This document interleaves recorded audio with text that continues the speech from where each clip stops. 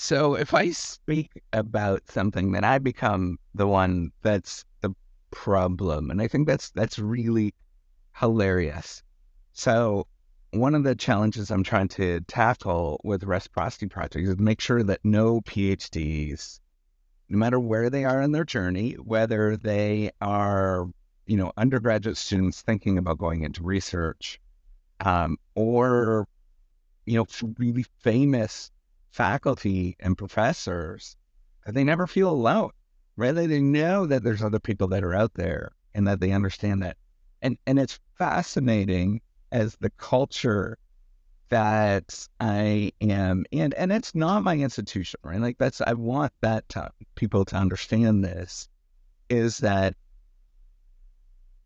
this is systematic of everybody in the game, that there is this belief that loneliness and feeling alone, feeling um, that you're not good enough, feeling that you are, the problem, feeling the outsider, that is all part and parcel of doing good research. And it's true, right? Like that is a really important part. But here's the thing.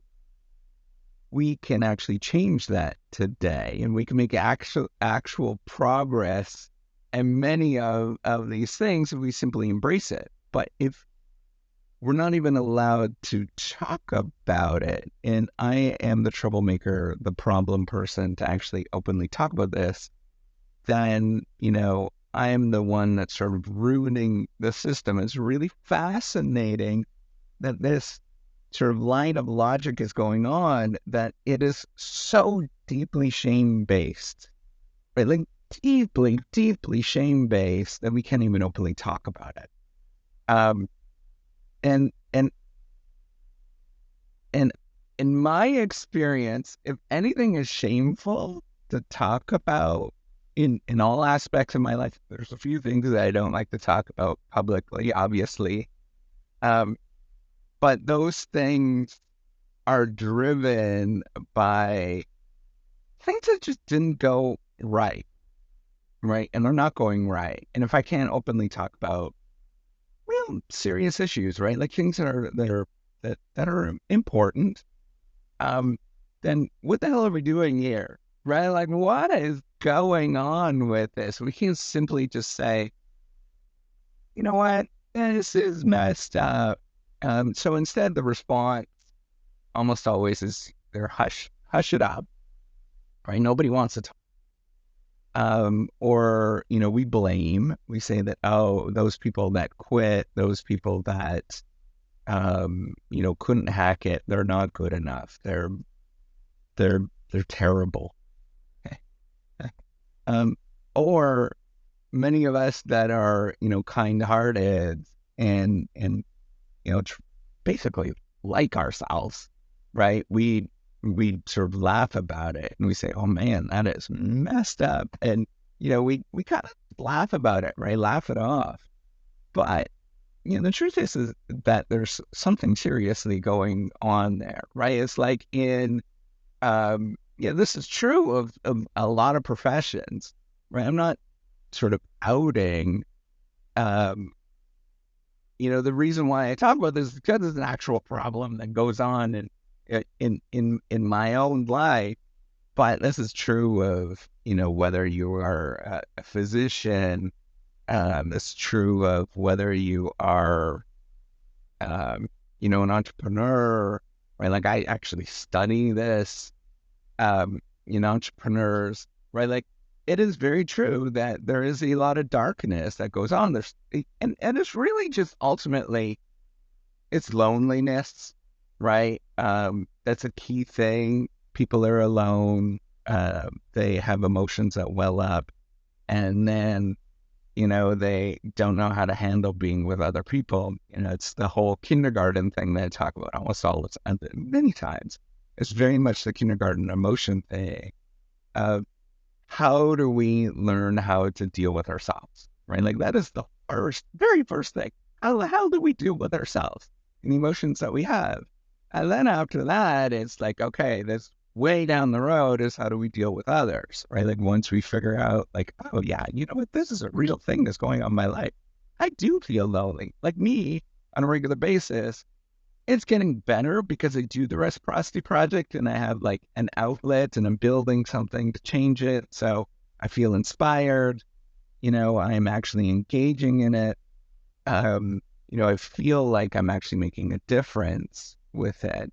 But in my own actual work, right, the stuff that I actually do on a daily basis, no, I don't feel like I make a lot of progress with it. I do feel pretty lonely. And the groups that sometimes I'm working with certain groups, and man, it feels pretty good when I work with certain groups, but it's not all the time, right? Like there's moments where, yeah, it is very, very, very dark, right? And many years have gone by where I've felt alone, right?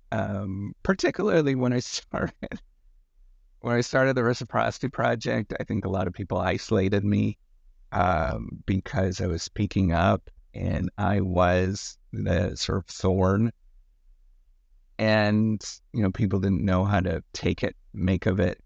They thought that I was the problem. And so they distanced me, right? Like they did the whole, what is normal to do, right? You don't want to be around somebody that's kind of, smelly or stinky or whatever, right? So your distance, you sort of get cut off. But I think people are making progress with this as they sort of see what I'm trying to do and the openness I'm trying to do is there are more and more people that are seeing the value in this. And really, what I'm trying to do is just be a bug in your ear, right? Of course, I'm trying to build this platform. I've talked about it many times before, the whole reciprocity platform. That's how it started. But the whole everything else, what I'm doing, talking to you, it's being a bug in your ear and saying, hey, you know what? You're normal. You are a functioning, normal human being to go through all of these experiences. And, how do we deal with that? Right. So for me, how do I deal with this is I treat it as a somewhat intellectual exercise, right? In the therapy world, it's cognitive behavioral therapy, right? So you change your thoughts and then you change your behaviors and then slowly you sort of work towards getting better. But part of it is opening up those thoughts, right? Like going to those moments and actually talking about it, destigmatizing all of it and just like going blah, right? Like really, really removing all of the things that we're so afraid to be and talk about. Um, you know, that is incredibly important, right? Changing that, but also sort of changing and being a bug in your ear and being, this positive person, right? Like, yeah, you know, it's a grind, but at the same time, we get up and we do it again and we try every day. We keep trying and, you know, we can make it a positive thing if we try to make it collectively a positive thing by, you know, controlling how we feel about things, letting some of the stuff out, having, exercise, basic things that are incredibly important, having outlets. When you feel like you can't have an outlet, like watching TV or hanging out with friends and family or, getting exercise, like basic human functional things, that's a problem. That's a serious problem. That should never be, right? And yet you will talk to an enormous number of people that feel like that. I would say 99% of the people that are in the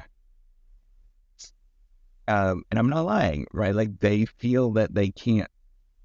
And, the whole can't thing, that's the shouldn't or can't, or, that there's a real hard stop on things. Whew, we need to work on that. So what can we do? Right? What can you do is start sort of admitting that can. Yeah, I can actually do some of these things. They are important to me. Um, you know, it's a shame, for example, that many people feel like they can't have kids in the profession. And it is not saying physically can't, but you go through a lot of stuff where you're like, I don't know if I can have time for this. And many people, I would say at least 50% choose not to, right? Because they feel that they don't have time, that they will be inferior if they actually do it. And the truth is, it takes away from many things. Truth is, um, it's a quote unquote waste on time to have kids, to, spend with your family, to have a dinner, all that stuff, waste of time. I'm going to tell you that right off the gate. You'll never get that back. It's not unproductive hours. But to me, if I don't do those things, I am far less productive because those are my things I really need. I need those in my life. They're my therapy. And anytime that I push away too much, things implode, like seriously implode in my life. And you will see that, right? The divorce rate is spectacularly high in the academic game. Rates of other really how great things are really, really high. And you see it, you hear stories, just go on memes on the internet, and they're dark. PhD memes, they're very dark. Academic memes or academic memes are very dark. But hey, guess what? You can work on it. And the only way that we can change this, I can't change the system, right? Like, I think that's nuts. But what I can be is a bug in the air and say, hey, today, do one small thing that's for you. Do one little tiny thing that's going to make you happy. For me, sometimes it's just smiling, whistling, little tiny things, going for a little tiny break in the afternoon to go for a walk and get some fresh air.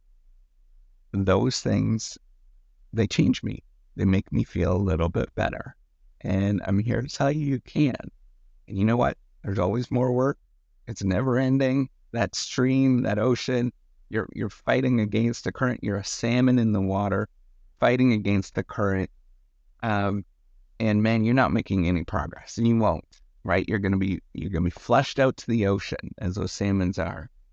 Is it Sami or salmons? I don't know. But your job is to keep trying. And the only way I know how to keep trying is make sure that I'm happy, healthy, and I'm doing good things in my life. And if people are not happy with that, get the hell out of there. Distance yourself. Find the group that is. Because, man, you already are remarkable. Remember that. It's a critical thing. Already are. You don't have to prove it. All right. Take care and have a wonderful day.